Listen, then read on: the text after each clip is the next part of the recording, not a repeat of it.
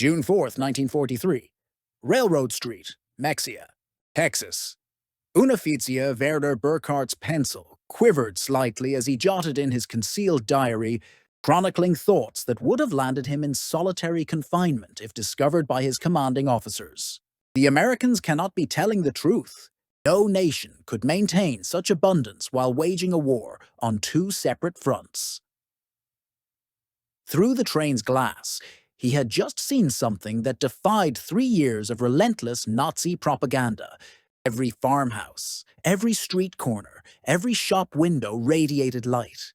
An endless chain of illumination stretched across the Texas plains at 10 o'clock at night.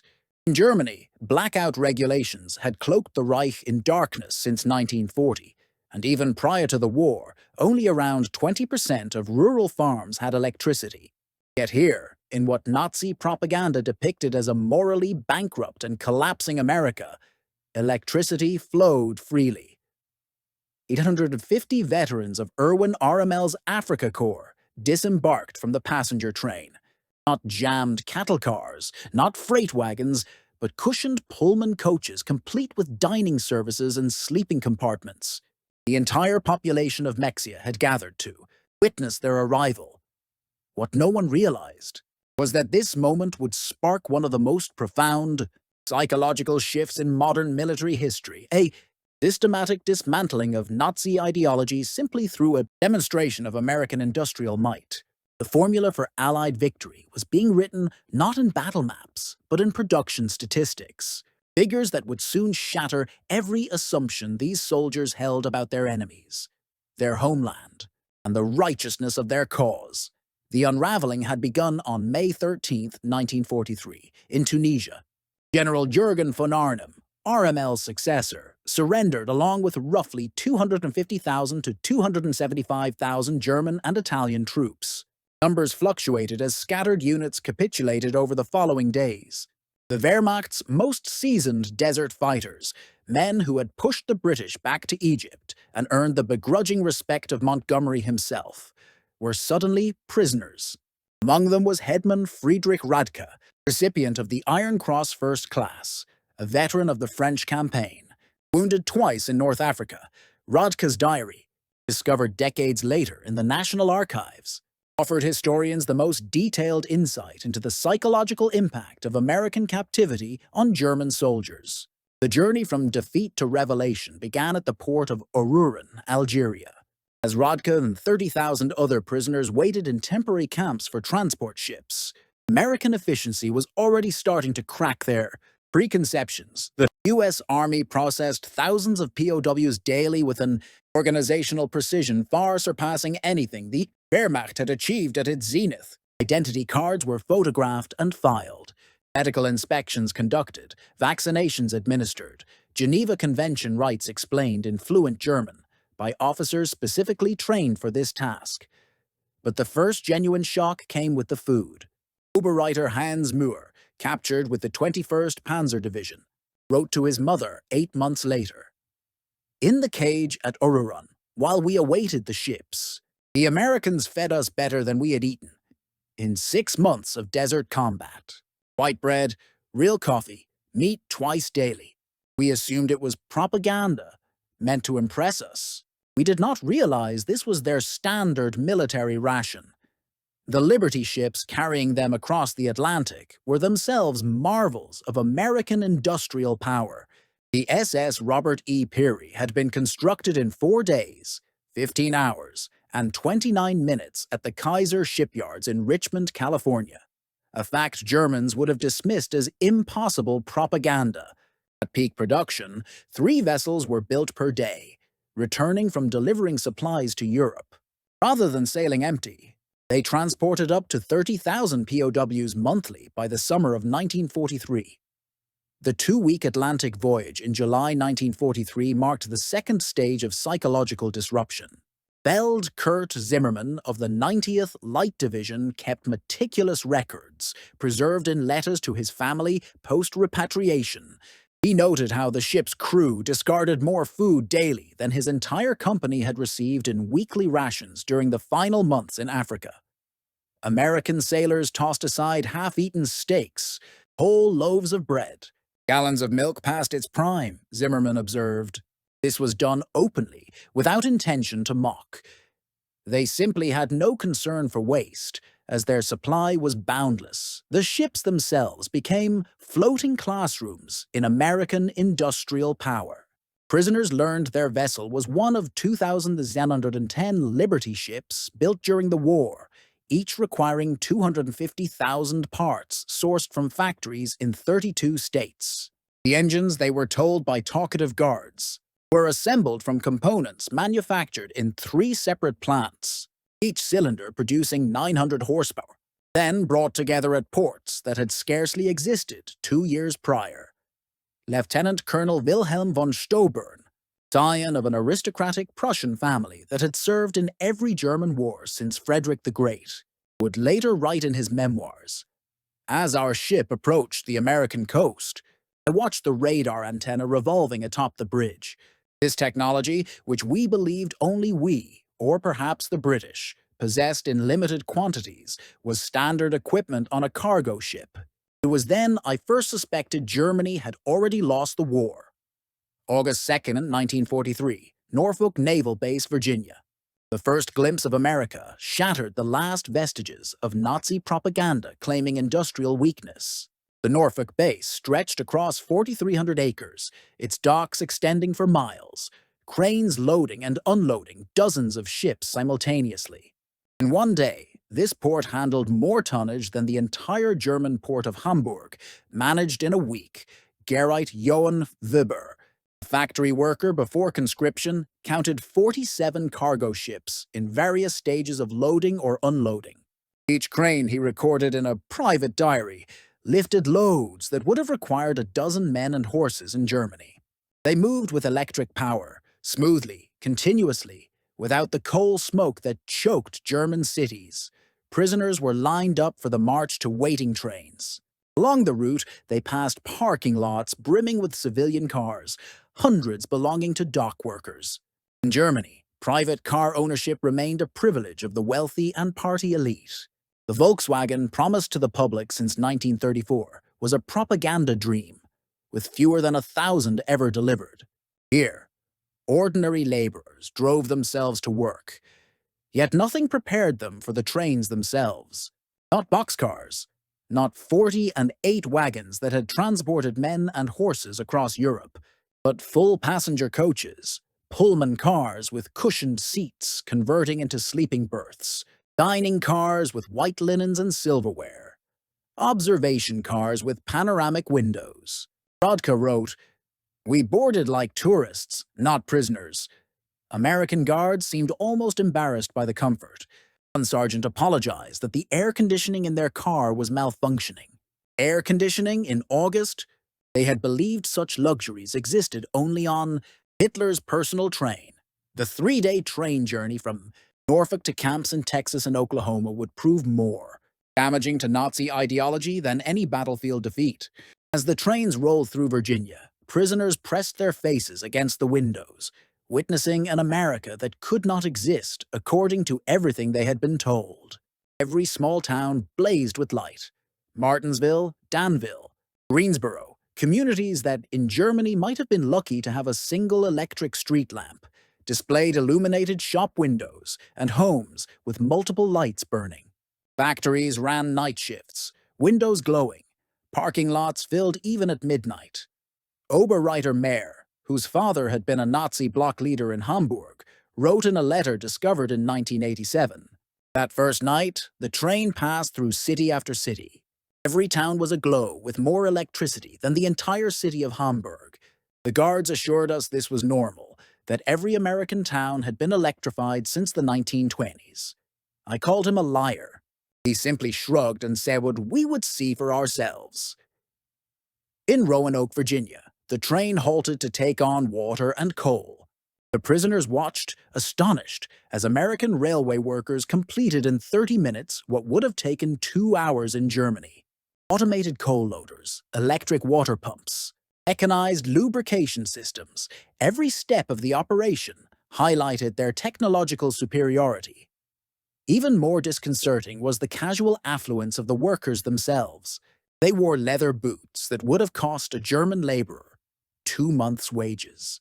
They sipped Coca-Cola from glass bottles, tossing the empties into bins without a second thought.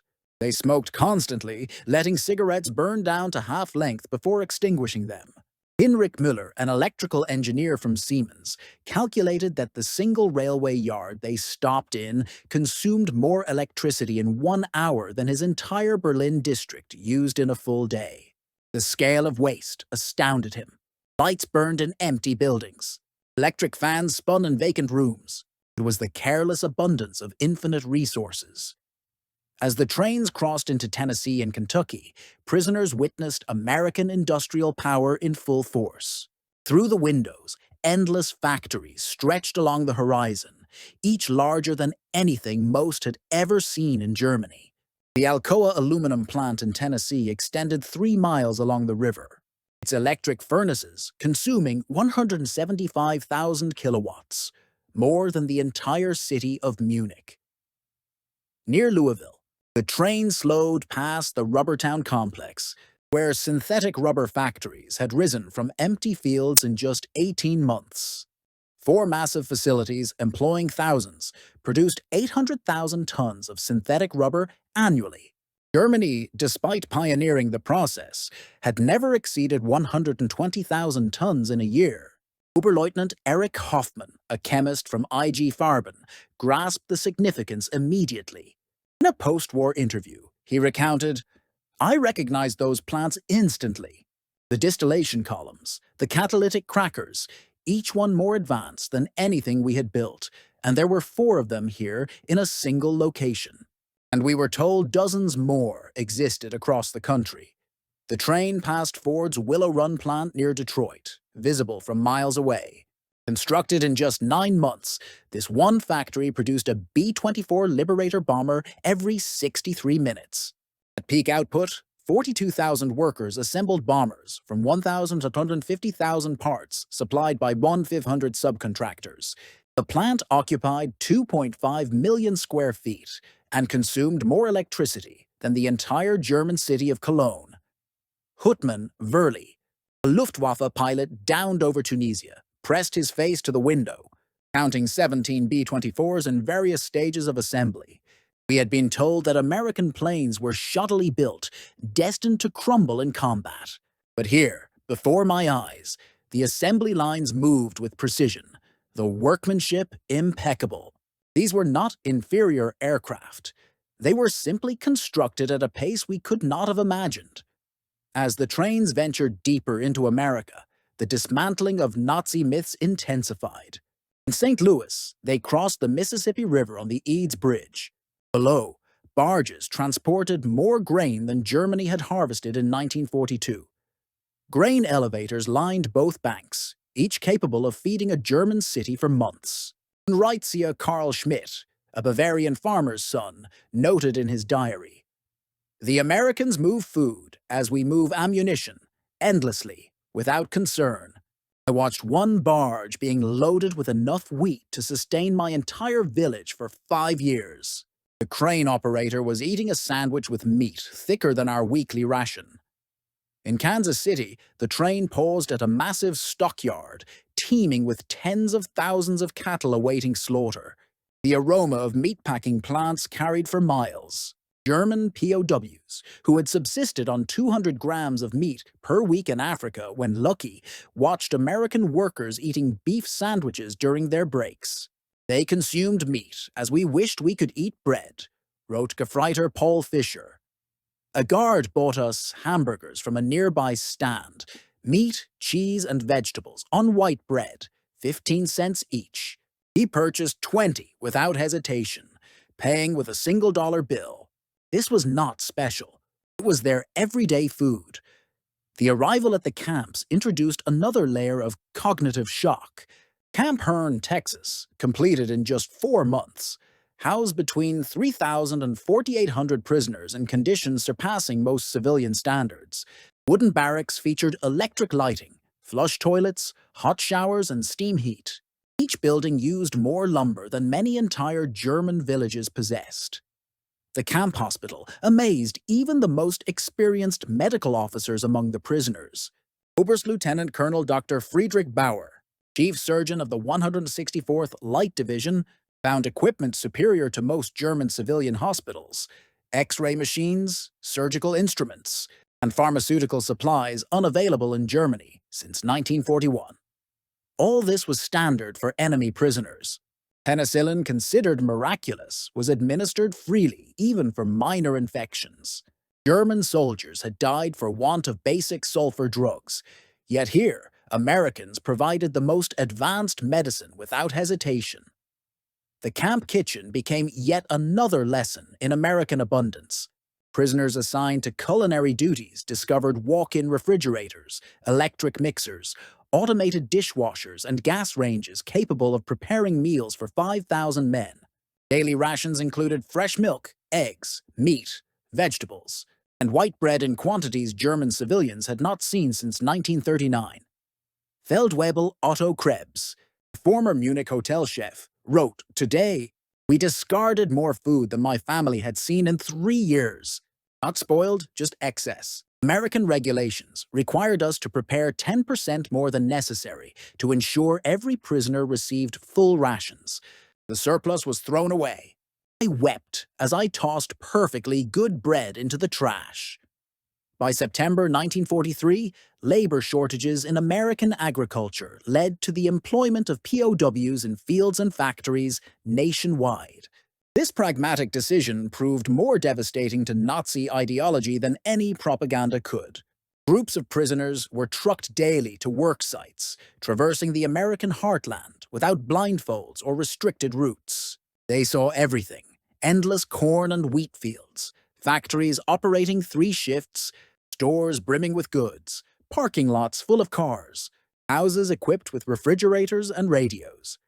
At a cotton gin outside Houston, Reitzia Herbert Lang watched a single machine process more cotton in an hour than his entire village could manage in a month using traditional methods.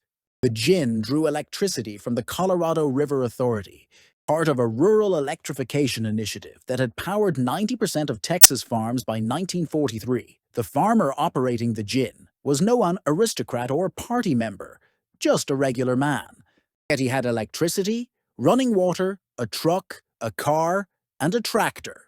His workers, including African Americans, ate lunches with more provisions than German laborers received in a week. And this was normal. Every farm they passed was identical in abundance. In Nebraska, prisoners worked in sugar beet fields, witnessing mechanization that defied comprehension. A single combine harvester performed the work of 100 men. Fields stretched to the horizon, each larger than entire German counties. Farmers spoke casually of yields that would have seemed fantasy in Germany: 60 bushels of wheat per acre compared to Germany's best 30. Gefreiter Wilhelm Hoffmann, assigned to a farm near Scottsbluff, noted in astonishment, "The farmer's son, just 16, drives a tractor worth more than everything my father earned in his entire life." When I mentioned this to the boy, he laughed, insisting it wasn't even a particularly impressive machine. His father was awaiting delivery of a new John Deere model, which would be even more powerful. The most staggering revelations came to prisoners working near or inside American factories. While Geneva Convention rules barred direct engagement in war production, POWs could be employed in industries that freed American workers for military tasks. This loophole allowed thousands of German prisoners to witness the immense scale of American industry firsthand. At a Campbell's soup factory in New Jersey, they observed production lines processing more tomatoes in a single day than most German factories handled in a month. The facility operated with a skeleton crew, mostly women and elderly men, as younger workers were serving in the military, yet output exceeded peacetime levels. Stabsfeldwebel Ernst Wagner, formerly employed in a German food processing plant, documented his amazement. Everything was automated. Electric conveyor belts, filling machines, steam cookers processing hundreds of cans simultaneously. An elderly woman monitored equipment that would have required 50 workers in Germany, all while listening to the radio and sipping coffee. Near Detroit, prisoners assigned to unload coal at a power plant glimpsed the automotive industry's shift to war production. Across the water, the River Rouge complex employed 100,000 workers producing jeeps, aircraft engines, and tanks. The plant consumed 1.5 million kilowatts daily, more than all of Hamburg. We could see the parking lots, wrote Oberleutnant Franz Kellner. Thousands of cars belonging to workers. In Germany, even officers rarely owned cars. Here, factory workers drove to work, some owning two.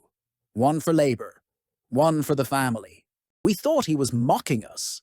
By winter 1943, the cumulative effect of these observations was producing what American intelligence officers called ideological collapse syndrome among prisoners. The Special Projects Division, a secret re-education program run by the Provost Marshal General's office, documented an increasing number of prisoners requesting access to American newspapers, books, and educational materials. Major Paul Noland, a member of the monitoring team, reported in December 1943, "The prisoners no longer argue when shown production figures. They have seen too much. Even the most fanatical Nazis have become silent. They retain loyalty to Germany, but no longer speak of victory. Any openly question what they were told about America." Prisoner-run camp newspapers began reflecting this shift. Dear Roof, published at Fort Kearny, Rhode Island, gradually evolved from defiant nationalism to discussions of democracy, economics, and post-war reconstruction.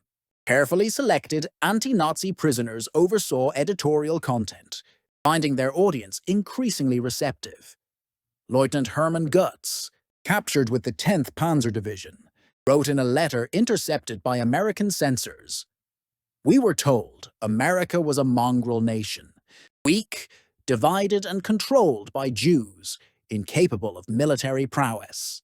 Each day here reveals the opposite. This is the most organized, unified, and powerful nation on earth. We were fed lies by criminals. The most profound blow to Nazi ideology came unexpectedly. The treatment of Italian prisoners after Italy's surrender in September 1943, Italian. POWs who agreed to cooperate were formed into service units, receiving better quarters, higher pay, and greater freedom.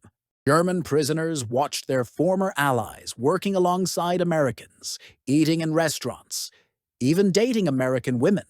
Headman Friedrich Schultz noted, "The Italians betrayed us, yet they are treated far better than we treated them as allies. They work freely, earn money, send packages home. The Americans show them no hatred. This democracy we were taught to despise seems more honorable than our own system." Christmas 1943 delivered an even more profound psychological impact. American organizations, churches, and civic groups sent 500,000 holiday packages to German prisoners, enemies who had been fighting American soldiers months earlier. Each parcel contained cigarettes, candy, toiletries, and games. Local communities invited prisoners to holiday dinners, though most could not attend due to regulations. At Camp Hearn, Texas, the local Methodist church choir performed Christmas carols in German for the prisoners. Women baked and sent cookies and cakes. Boy Scouts delivered handmade Christmas cards. This generosity toward enemies shattered the remaining vestiges of Nazi racial theory. Oberleutnant Walter Müller, whose brother had died in the Hamburg bombings, wrote, "They know we are their enemies. Many have sons and husbands fighting against our armies. Yet they show us genuine Christian charity, not propaganda, but real kindness. Who treats enemies this way? Only those confident in victory and secure in power." The Christmas feast itself defied imagination. Turkey, ham, mashed potatoes, gravy, vegetables, pies, ice cream, quantities of food Germany had not seen since before World War I. Prisoners ate until sick, unable to fathom such abundance for those who had tried to kill their hosts. Feldwebel Hansa wrote, "We ate like kings, better than German generals, better than party leaders. And this was not special. Guards told us every American family enjoyed the same meal. If prisoners are fed this well, what must their soldiers eat?" By early 1944, more than 40,000 German prisoners had enrolled in educational programs. They studied English, American history, mathematics, and science. The University of Chicago offered correspondence courses. Stanford University sent professors to lecture on democracy and economics. The thirst for knowledge was insatiable. Prisoners, taught to believe Americans were uncultured barbarians, discovered libraries with millions of books, universities open to all social classes, and scientific research leading the world. They read American newspapers freely, comparing multiple perspectives, something impossible under Nazi rule. Dr. Wilhelm von Braun, a physicist conscripted from the Kaiser Wilhelm Institute, attended lectures on atomic physics at Camp Shelby. He later wrote, "American professors, including Jewish refugees from Germany, taught us without hatred. They spoke of science as universal, belonging to all humanity. They were years ahead of German research and shared knowledge with enemies. This generosity was incomprehensible to minds molded by Nazi ideology." Camp theaters screened American films, not propaganda, but Hollywood productions. Prisoners watched Gone with the Wind, witnessing depictions of defeat and recovery that mirrored their own situation. They saw The Grapes of Wrath, amazed that Americans exposed their societal struggles openly to enemies. "They hide nothing," wrote Lieutenant Joseph Kramer. "They show failures, conflicts, and problems. Yet this honesty strengthens them. In Germany, such criticism would mean death. Here, it is patriotic." Spring 1944 brought expanded prisoner labor programs as American production peaked. German POWs worked in canneries, mills, and fabrication plants, witnessing the full magnitude of U.S. industrial power. The numbers told a story no propaganda could refute. At the Higgins Boat Factory in New Orleans, prisoners unloaded steel for landing craft destined for D-Day.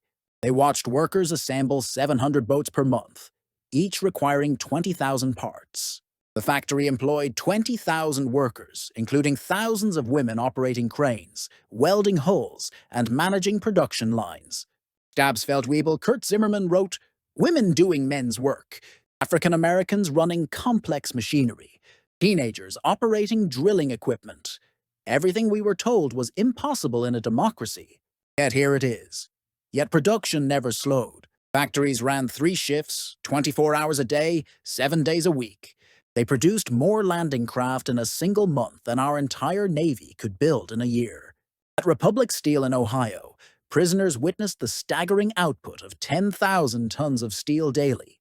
The blast furnaces roared without pause, fueled by constant shipments of iron ore from Minnesota and coal from Pennsylvania.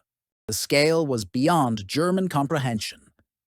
"This single plant produces more steel than all of our rural districts at peak capacity," wrote Oberleutnant Paul Hartmann, who had worked at Krupp before the war. "I thought I understood industrial production, but this was unimaginable. They spilled more steel in one day than we could ever produce." The workers complained about overtime while achieving output. "We couldn't reach even with forced labor and double shifts." The harvest of summer 1944 delivered the final blow to Nazi propaganda about American weakness. German prisoners labored across the Midwest, witnessing agricultural production capable of feeding the world. In Kansas, they observed wheat fields, where a single farm yielded more grain than entire German provinces. Combines moved across fields like ships on an endless sea of gold, harvesting 100 acres a day each. The grain elevators they filled contained more wheat than Germany imported in a whole year. Unreitzia Franz Weber, a farmer from East Prussia, recorded his astonishment. "One American farmer with modern machinery does the work of 100 German farmers. They showed us aerial photographs of fields stretching thousands of square miles. They could lose half their crop and still have more than all of Europe combined." In California's Central Valley, prisoners picked fruit from orchards stretching beyond the horizon. They watched as perfect fruit was discarded over minor blemishes, fruit that would have been treasured in Germany. Entire crops were sometimes plowed under to maintain market prices. a concept that caused psychological shock among men who had starved in Germany. They destroyed food to stabilize prices, wrote Gefreiter Otto Schulz. Mountains of oranges bulldozed into pits because there were too many. We begged to send them home to our families. Guards were sympathetic, but said it was impossible. This waste proved their resources were limitless. June 6, 1944, the news of the Normandy invasion arrived at the camps, triggering the final ideological collapse among German prisoners. The scale of the operation: 6,000 ships, 11,000 aircraft, 150,000 men in the first wave, demonstrated American organizational mastery beyond the wildest dreams of the Nazi High Command. At Camp Shelby, prisoners viewed newsreels within days, witnessing endless convoys of ships, artificial harbors, and supply chains delivering 15,000 tons daily across open beaches. Their homeland was being overrun by a nation they had been told was too weak to fight. Friedrich von Tauben wrote, "We realized then that all was lost, not just the war, but the entire Nazi project. We had challenged the world's greatest industrial power with fairy tales and racial ideology.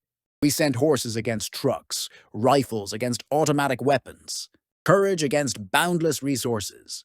Throughout their captivity, German prisoners experienced something that undermined Nazi ideology more than wealth or industry: American humanity. Despite propaganda depicting Americans as weak and sentimental, POWs encountered a people confident enough to show mercy. When Gefreiter Hans Miller's son died in the Hamburg bombings, the American camp commander personally delivered a Red Cross message and offered condolences.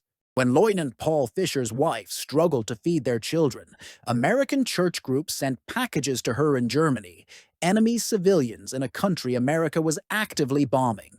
Hetman Otto recorded, "They separated the German people from the Nazi regime.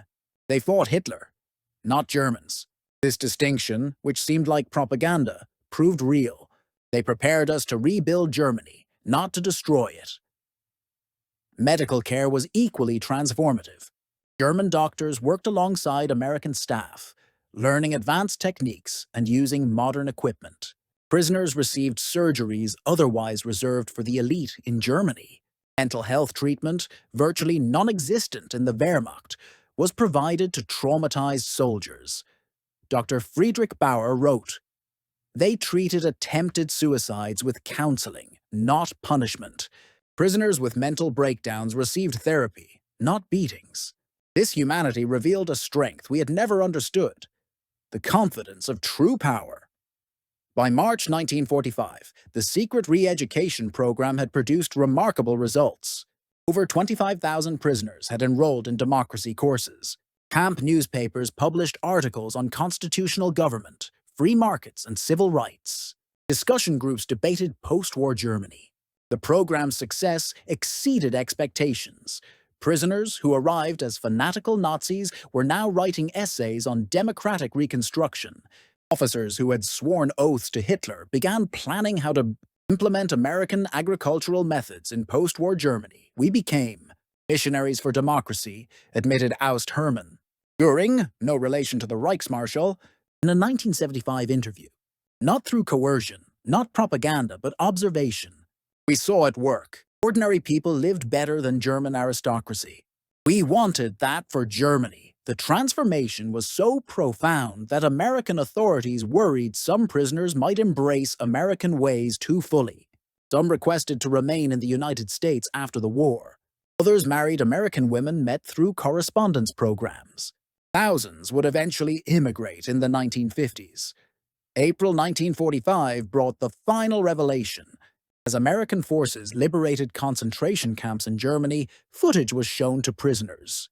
Many initially dismissed it as propaganda, but the evidence, eyewitness accounts, photographs, newsreels, and letters from Germany, was undeniable.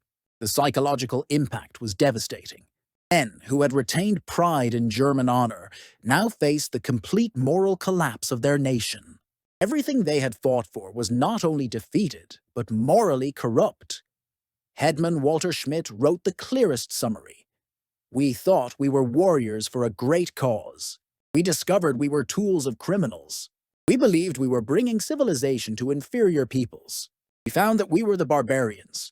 The Americans we called weak and decadent showed us what civilization actually meant. By May 1945, German POWs faced repatriation with mixed emotions. They had witnessed an America that contradicted all they had been taught. They had eaten better as prisoners than soldiers, been treated with more dignity by enemies than by their own government. In the final months of captivity, they prepared for return to a shattered Germany. American authorities provided vocational training, agricultural education, and political instruction. Prisoners learned about the Marshall Plan before its announcement, understanding that America intended to rebuild, not punish. They prepared us to rebuild our country, wrote Ost Friedrich von Tobin.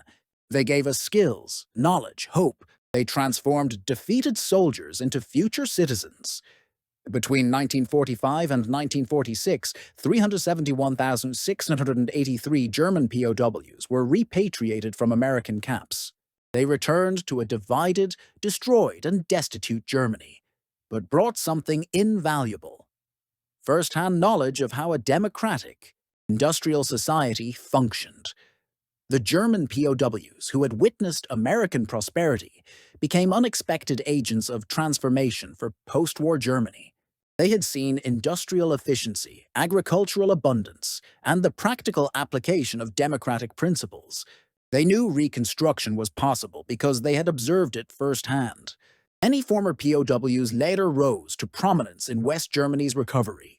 Hans Kroll, once a prisoner at Camp Shelby, went on to become the West German ambassador to the United States. Walter Hallstein, who had taught classes at Camp Kohler, later served as president of the European Commission. Rudiger von Marr, held at Camp Herne, became Germany's permanent representative to the United Nations.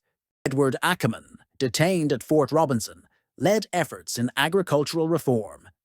These men brought American methods to German industry, efficiency to German farms, and democratic ideals to German politics.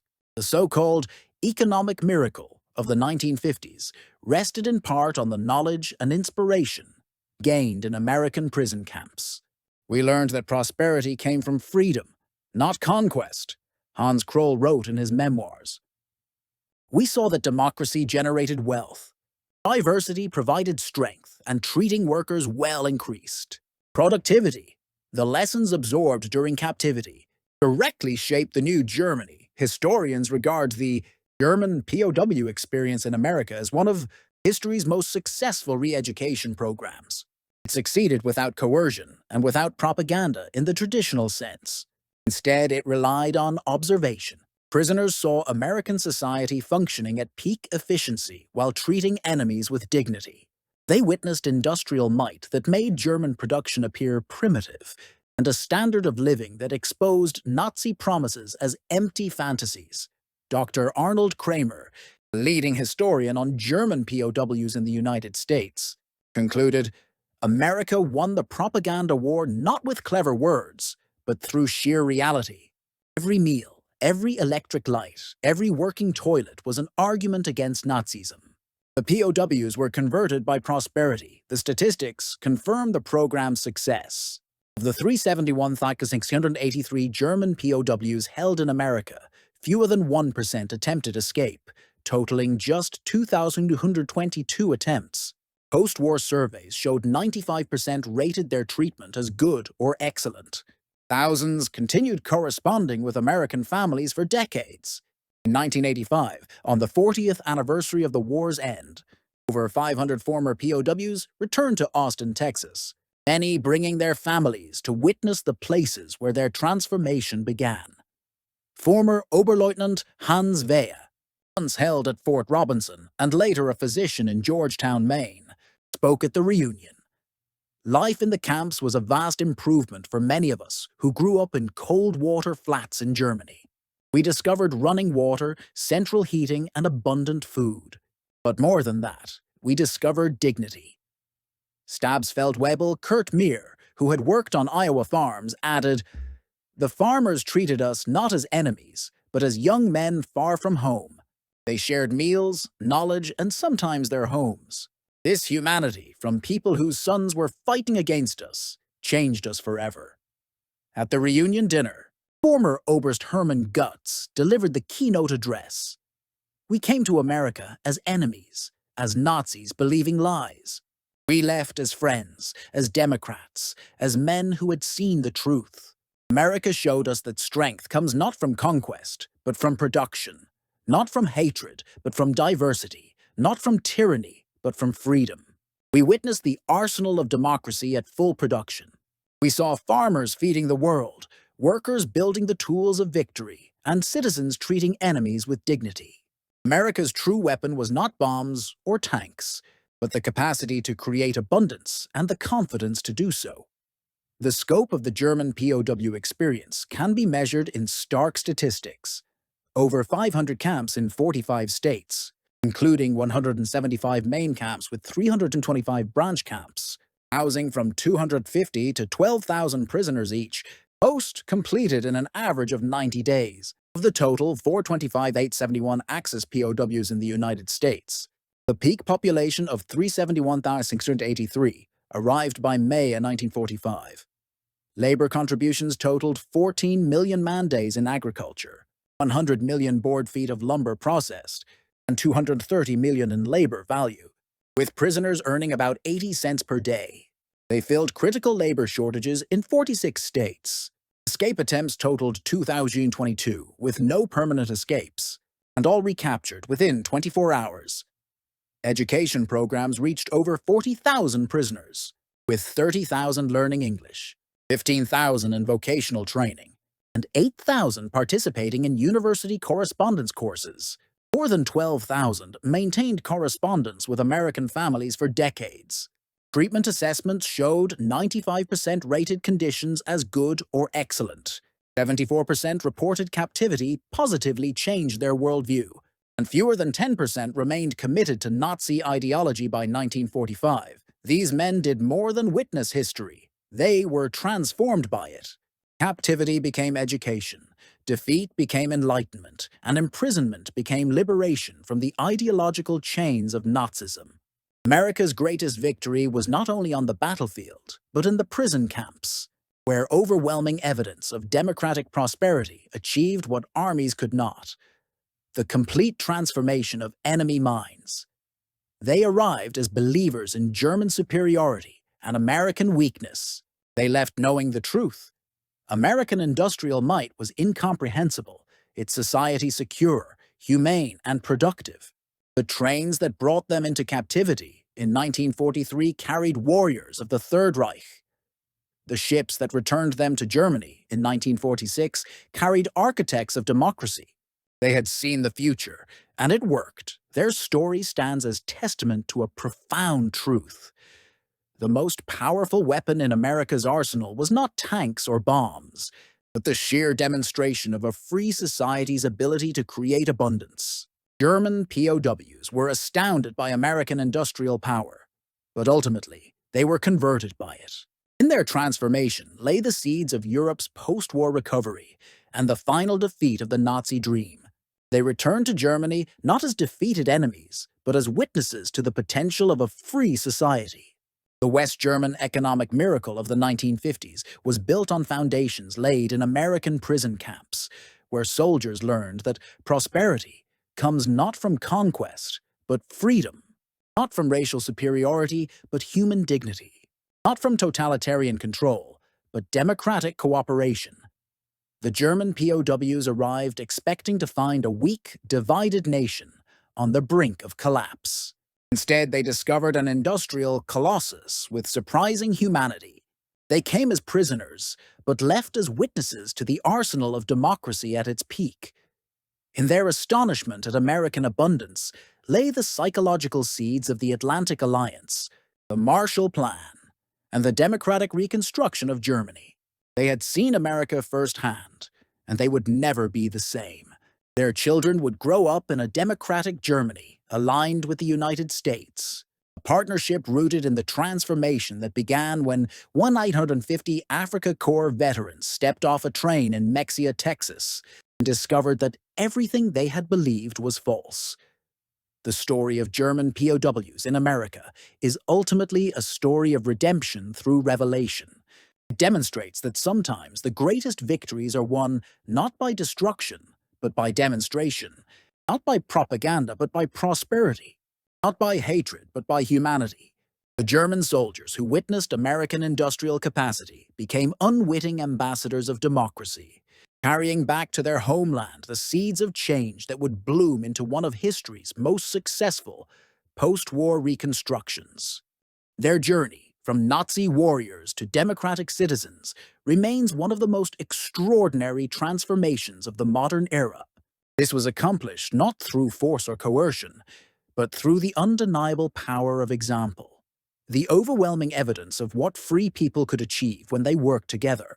In the end, that was America's secret weapon, not merely the ability to produce more tanks, planes, and ships than any nation in history, but the capacity to transform enemies into allies through observation and opportunity.